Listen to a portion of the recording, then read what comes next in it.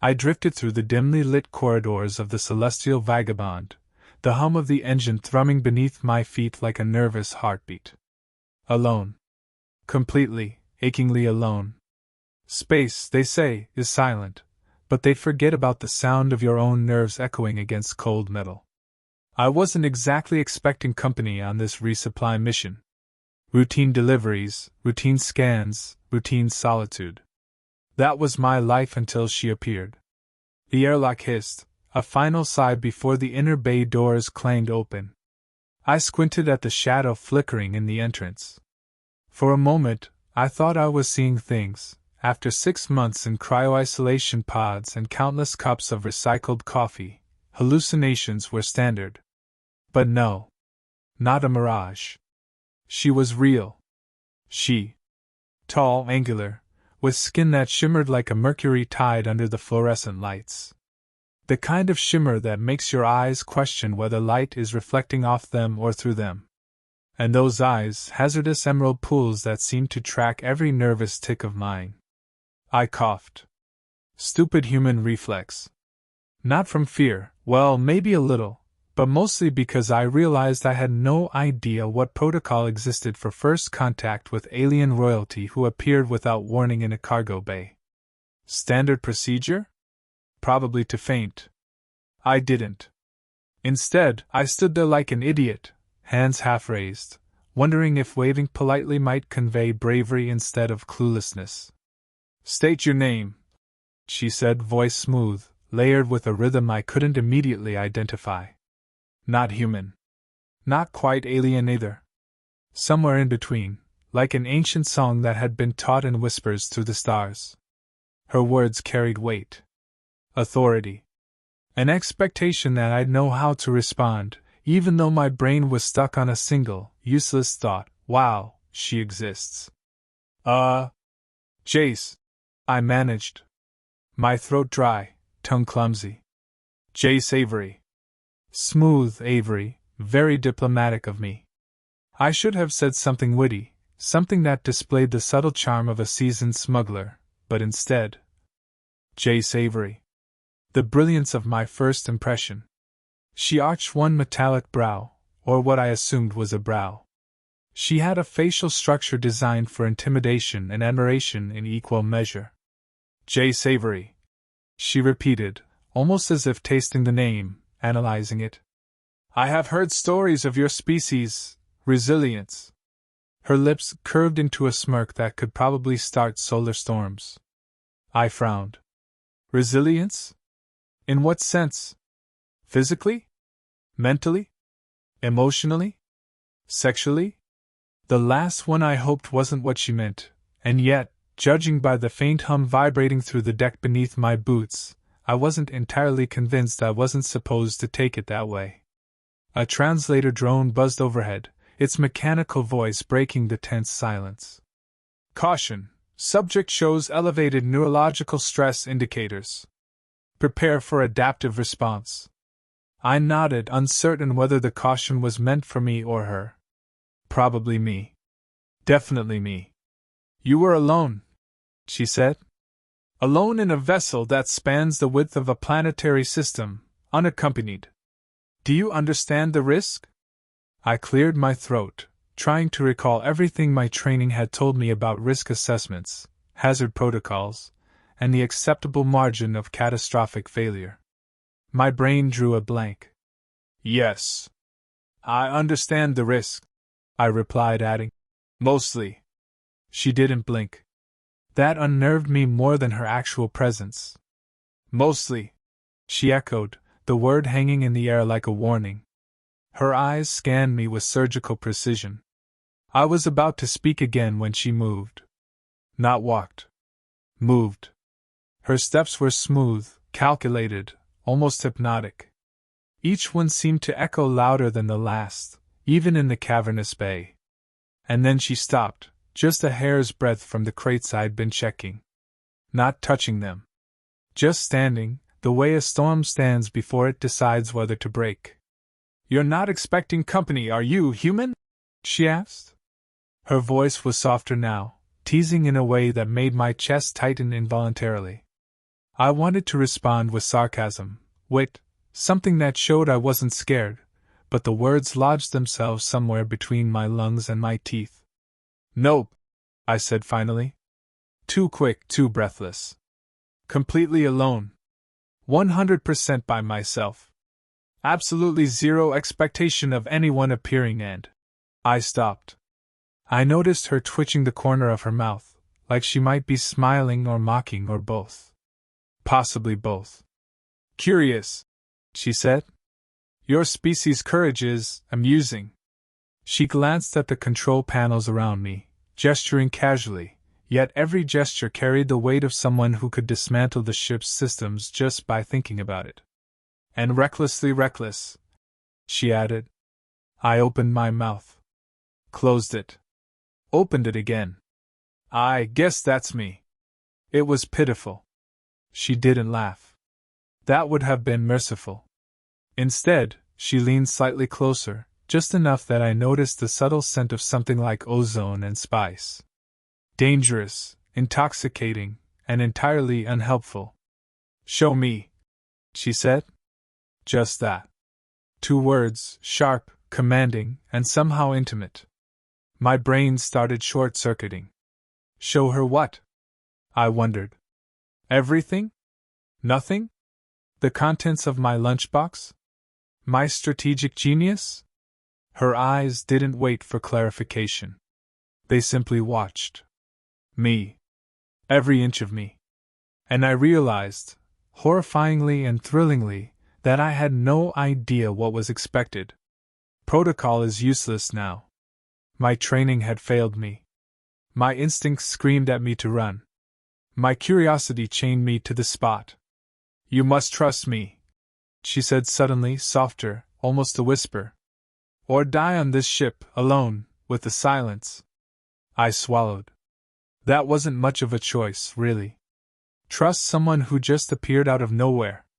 Or freeze here until the recycled air reminds me how alone I really am? I chose something. Something that made my palms sweat and my heart hammer like a hyperdrive starting up. I trust you, I said finally, with the sort of conviction that only comes when your options are hilariously limited. Her smirk widened just enough that I imagined it could slice through steel. Good. Then begin. And that's when the real chaos started. The translator drone emitted a soft buzz. Warning. Subject now in proximity of anomalous alien presence. Emotional spikes predicted. I nodded, grateful for the warning I couldn't understand. Emotional spikes? Try full-scale human panic tempered with fascination. She moved again, closer this time, but not threateningly. Almost studying. You think alone in a spacecraft is boring, human? She asked. I can assure you, solitude becomes infinitely more interesting when others appear. I blinked. Others? Me, she said effortlessly. Simple. Not a question, not a declaration, just me. And there it was. The moment the universe split neatly into before and after. Before, I was alone. After, I had no idea what I was about to survive, let alone experience. My heart was screaming, my brain was short-circuiting, and the ship, silent just moments ago, suddenly felt alive with possibility, danger, and that impossible tension of encountering something far beyond human comprehension, and yet intimately close. I swallowed again, muttered, Then, what do we do now? She raised a brow, tilted her head, and smiled the kind of smile that promised disaster wrapped in discovery. Now, human, she said, you learn. The first thing I noticed was the air itself had changed. Not temperature, not pressure, nothing technical. Just charged. Like the very molecules around us were aware, holding their breath, waiting. I shifted my weight, the metal floor creaking beneath me, reminding me I was still very much human and very much prone to mistakes. She didn't flinch, didn't hesitate, as if she had expected me to react exactly this way. Space is quiet, I said, trying to fill the silence. But somehow this doesn't feel quiet at all. She tilted her head. You feel it too, then? Excellent. Most species mistake solitude for emptiness. Humans? Surprisingly attuned to the hum beneath reality. Her words made my stomach twist. Attuned? I felt more like I was being audited, and the auditor had a very sharp smile. I'm attuned, I said cautiously, wondering if lying would be wise. She didn't react, so I added, Mostly. Mostly. She echoed, the word bouncing in the space like a challenge. And in that moment, I realized the air wasn't just charged, it was alive with expectation. With tension. With possibilities that were as frightening as they were thrilling. She stepped closer, and the hum grew stronger, as if the ship itself approved or warned us. Your species is reckless, she said softly, almost contemplatively. And yet there is courage here. Courage and curiosity. I swallowed. That was less of a statement, more of a trap. Curiosity had led me into some bad situations before. Bad as in zero return, life-threatening, highly embarrassing situations. And now it had led me here, staring down an alien who could probably crush my entire ship with a thought, while analyzing every beat of my pulse. So, I started. Curiosity is good? Or bad? Or dangerously good? She smirked. That smirk again, that blend of amusement and menace. All of the above. I froze. All of the above was not reassuring. I took a small, cautious step back, only to realize the wall behind me made that a poor idea. She didn't move to close the distance, she didn't have to. I was closing it for her, drawn like a moth to a flame I probably shouldn't touch. You humans, she said, voice dropping to something softer, intimate. You charge headfirst into what you don't understand. Recklessly. Foolishly. And yet, efficiently. I blinked. Efficiently? What was she even measuring? My fear? My charm? My complete inability to form coherent sentences around intimidating, gorgeous aliens? Efficiently at panicking? I asked, trying to reclaim some dignity. Panicking is acceptable, she said. But you manage it in ways I find unexpectedly pleasing. Her eyes sparkled in the dim light, and I realized my heart was doing something ridiculous, pounding, racing, entirely uncontained. I'll take that as a compliment, I said, though it came out shakier than intended. Do so, she replied. Then, almost casually, she stepped even closer, and the hum of the ship intensified, vibrating through my bones. Now show me your adaptability. The words sent a shiver down my spine. Adaptability? That could mean 100 different things, none of them safe, and all of them intensely personal. I cleared my throat. Right. Adaptability. Got it. My mind raced. Should I stand at attention? Should I perform some sort of human ritual of compliance? Or should I improvise? Improvisation was more my speed, even if it usually got me into trouble. She tilted her head again, watching me like a predator watching prey, or maybe just someone amused at how the prey thought it might escape. Improvisation, she murmured. We'll see how effective your methods are. I took a deep breath, trying to steady my nerves, but the sensation of being measured, observed, and somehow enticed all at once made it nearly impossible. My muscles twitched in anticipation. Not just nerves, I realized with horror and thrill that I was physically reacting. Already. Careful, she said, voice teasing. Your species has limits, does it not? Limits? I repeated, though I knew she wasn't asking for a literal answer. I wanted to tell her yes, but my body wasn't listening. My voice wavered. I suppose so. Some is relative, she said. Her gaze swept over me in a way that made my mind conjure scenarios I would normally not think aloud. And yet I wanted to.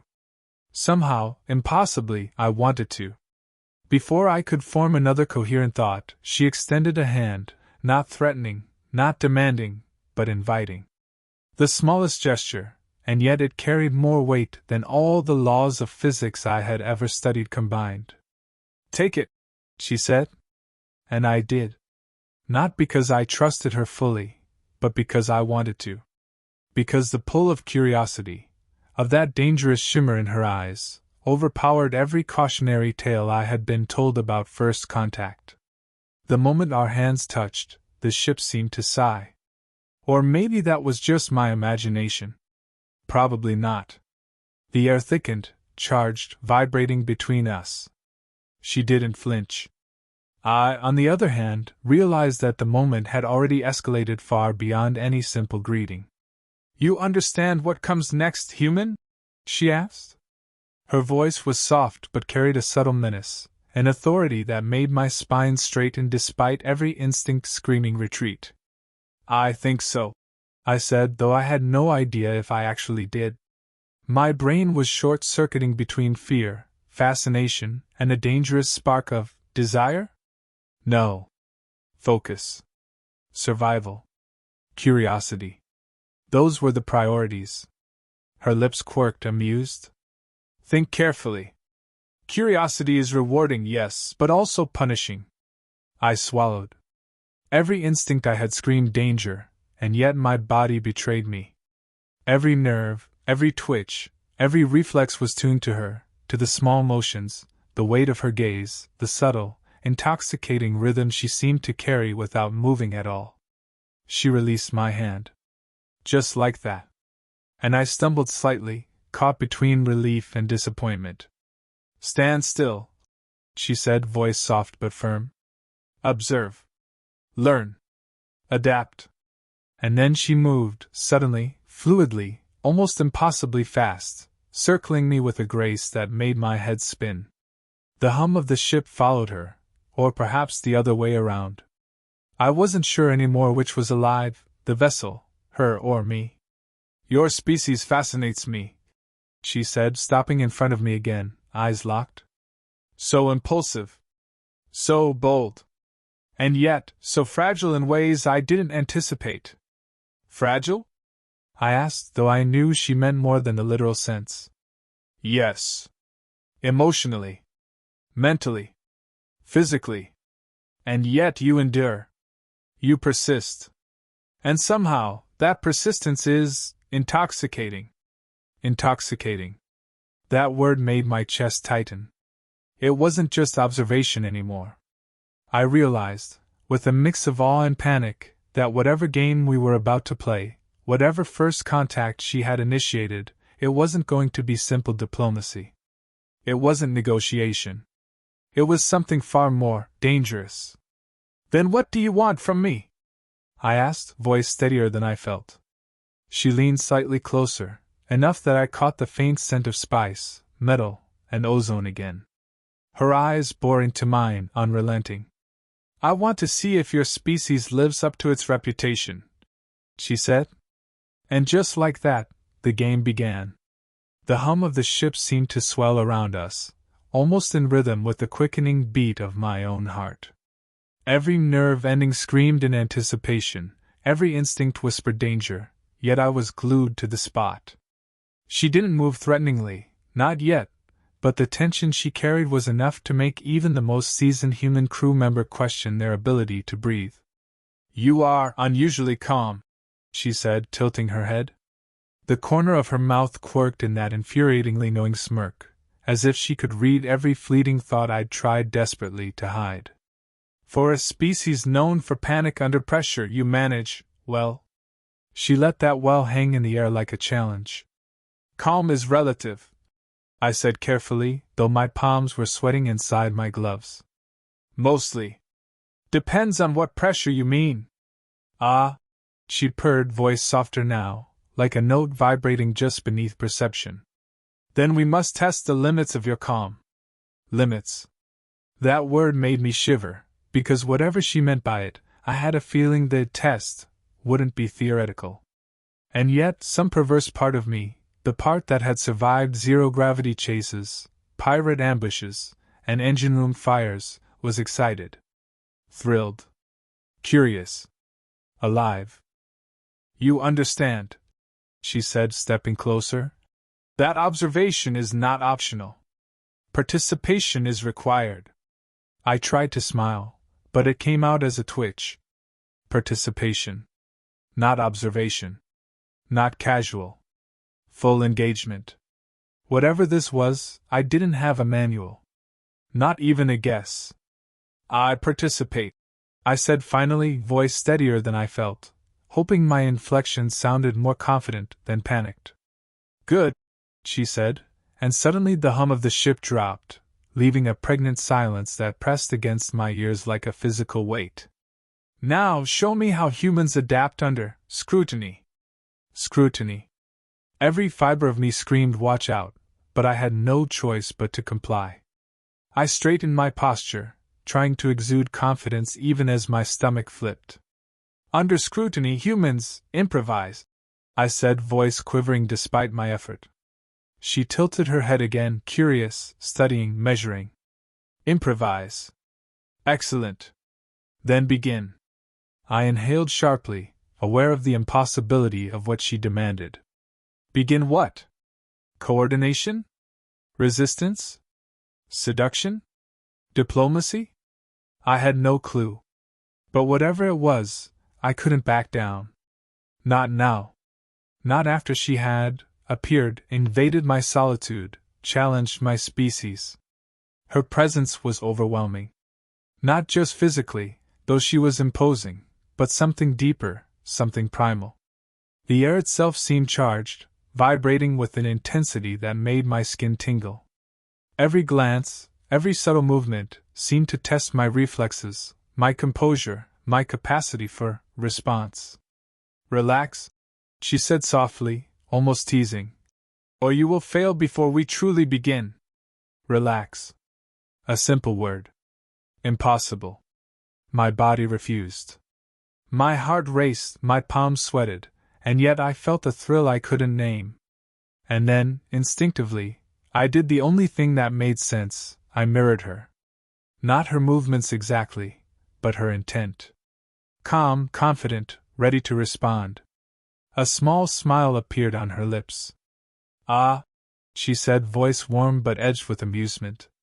Finally, a human worthy of observation. I tried not to puff up too much at the praise. It was likely sarcastic. Dangerous. Possibly both. No, she said, tilting her head with a predatory grace. Demonstrate endurance. Endurance. Another word that should have terrified me. And it did, deep in my chest. But again, that thrill, the impossible, intoxicating draw, was stronger than my caution. You want endurance? I asked cautiously. Mentally? Physically? Emotionally? All, she said. Soft, decisive. Survive under conditions designed to test every limit. Human resilience versus alien expectation. Let us see which prevails. And then she moved. Faster than I expected. Not aggressively, but with purpose, precision. My pulse spiked. My instincts screamed. React. Adapt. Survive. She circled me, eyes tracking my every twitch, every micro-expression. Impressive, she said finally. You think quickly. You respond faster than I anticipated. But, her smile deepened, just slightly, ominously. Can you endure the unexpected? I swallowed, uncertain if I was ready. Ready for what? Her nearness? The tension? The unknown? I didn't know, but I nodded anyway. I will endure. Good, she purred. And suddenly, the silence shattered. Not with sound, but sensation. The ship vibrated, the lights flickered, and the hum beneath our feet surged. Energy, or something like it, wrapped around us, binding the space between, drawing our attention to every infinitesimal movement. She didn't touch me. Didn't need to. The proximity, the pressure, the charged air, was enough. You humans are remarkable, she said softly, almost conversationally. You exist in extremes and somehow thrive. Chaos is your ally. I wanted to laugh, nervously. Instead, I merely nodded. Something like that. Her eyes narrowed slightly. Curiosity, persistence, recklessness, all valuable traits. But you surprise me. You adapt. Even under observation, under scrutiny, you remain, fundamentally you. I swallowed, realizing she wasn't just testing me physically or mentally, she was measuring something deeper. Something intangible. My capacity to respond. To endure. To engage. And then she moved closer again, suddenly, deliberately, closing the distance just enough that I felt heat where there shouldn't be heat, pressure where there shouldn't be pressure.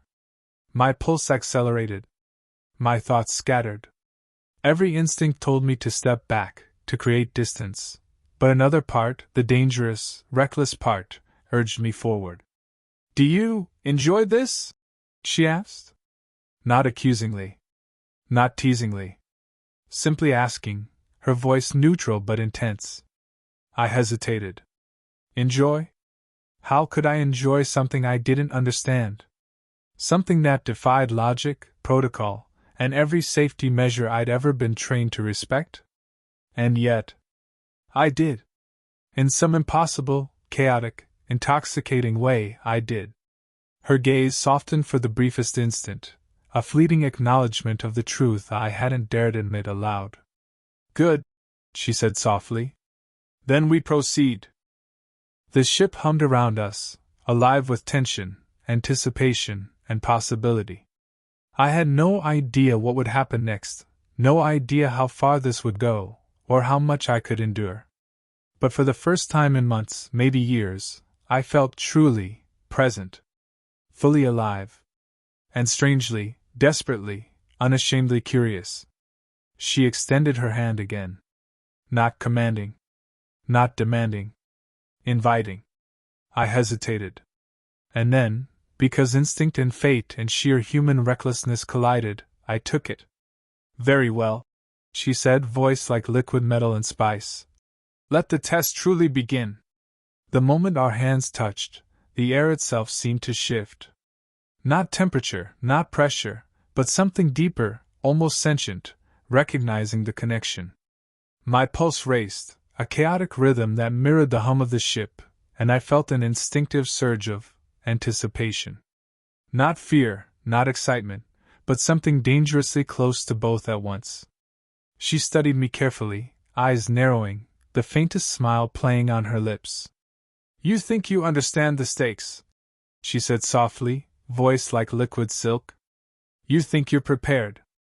And yet, her gaze bored into mine, assessing, measuring, challenging. You have no idea what's coming.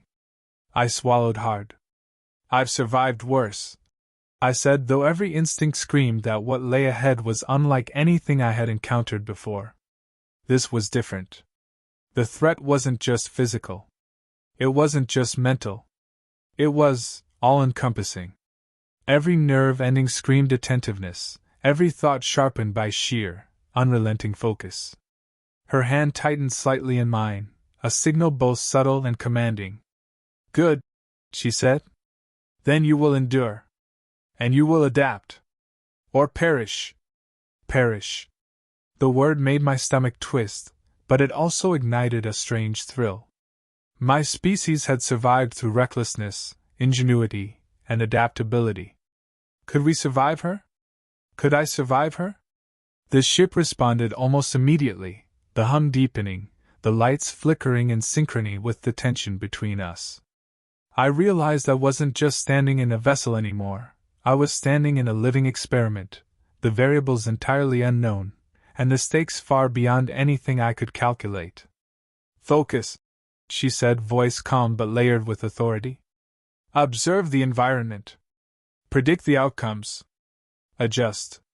I nodded, swallowing hard. Focused. Observed. Adjusted.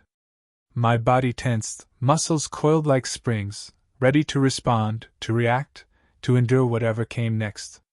And then she moved. Graceful. Fluid. Predatory. Not aggressive, not threatening, but every motion carried intent, precision, and an almost terrifying elegance. I mirrored her subtly, mimicking her rhythm, testing my adaptability. Excellent, she murmured, a note of approval in her voice. You read the cues quickly. You respond. But can you anticipate the unexpected? I clenched my fists, grounding myself. The unexpected was my specialty. Improvisation under pressure, chaos as an ally, instinct as my guide. I wasn't perfect, but I had survived long enough to know that adaptability wasn't about brute strength, it was about perception, reaction, and composure. Then let us test that, she said. And with a subtle flick of her wrist, the ship shifted. Gravity altered slightly, just enough to unbalance me, and I realized this was no longer a test of observation, it was a test of resilience, of balance, of willpower. I adjusted immediately, muscles coiling, reflexes firing. She watched, expression neutral but eyes glittering with curiosity. Good, she said. You endure. You adapt. But endurance is not enough. You must engage. Engage. The word echoed in my mind. Engage with what? With her? With the ship? With the unknown? My mind raced, but my body reacted before thought. I stepped forward, meeting her pace, matching her rhythm, demonstrating a harmony that was both conscious and instinctive. Her smile widened slightly. Impressive, she said. Most species falter at this stage. They resist. They panic. They fail to harmonize with the environment. I exhaled slowly, trying to maintain composure. I'm not most species, I said, voice steady despite the rapid beat of my heart. Indeed, she replied, her tone almost approving. You are remarkable in ways I did not anticipate. But this is only the beginning. Before I could react, the ship shifted again, the gravity fluctuating, the lights dimming and pulsing in rhythm with the hum. She moved with fluid precision, her motions challenging my balance, my coordination, and my perception. Every instinct screamed to retreat, to resist, but another part, reckless, daring, uncontainable, urged me forward. You must anticipate, she said, voice low, almost a whisper. Predict. Adjust. Survive. I did. I moved with her, mirrored her shifts, counterbalanced her maneuvers. It wasn't perfect, far from it, but it was enough. Enough to make her pause, enough to make her eyes narrow in thoughtful consideration. Remarkable, she murmured. You adapt. You endure. You persist. Few beings could maintain composure under such conditions. I nodded, sweat prickling at my temples despite the cold vacuum beyond the hull. I persist, I said. That's what humans do. She studied me silently for a moment, then took a step closer, her hand brushing against mine with deliberate intent. The hum of the ship shifted again, responding to the charged energy between us. Persistence, she said softly, is admirable. But endurance alone will not suffice. You must demonstrate compatibility. Compatibility. The words sent a shiver through me. I had faced impossible odds, zero-gravity ambushes, alien traps, and technical malfunctions, but compatibility? Compatibility was unpredictable, subjective, deeply personal. It required trust, intuition, and alignment. She circled me slowly, deliberately, eyes never leaving mine. Observe, she instructed. Respond. Harmonize. I did. Every movement I made, every shift of balance, every micro-adjustment, I calibrated to her presence, her rhythm, her unspoken cues. It was exhausting, exhilarating, terrifying. Every instinct screamed caution, every rational thought urged restraint, but another, deeper part of me, the part that had survived against impossible odds, urged boldness, connection, and engagement. Excellent, she said finally, voice soft but carrying weight. You endure. You adapt. You harmonize. And yet, her gaze sharpened. There is one final test. I swallowed hard. One final test. I had survived this far, adapted, engaged, mirrored, balanced, but the unknown loomed ahead. Whatever it was, I knew it would challenge me beyond everything I had endured before. You are ready, she said softly. But the final step requires trust. Trust. Simple. Complex. Dangerous. I hesitated only a fraction of a second before nodding. I trust, I said. My voice was steady, betraying none of the storm inside me. Her smile widened, faint, enigmatic, and she extended her hand fully. Then step forward. Engage fully. And survive. And I did. I stepped forward, into the unknown, into the charged hum, into the undeniable pull between us. The ship seemed to respond, the lights shifting, the air vibrating in tandem with my pulse. And as I moved closer, as the space between us collapsed, I realized that whatever this was, whatever challenge she had set before me, it was no longer just a test. It was a beginning. A beginning of something dangerous, thrilling, and completely irreversible.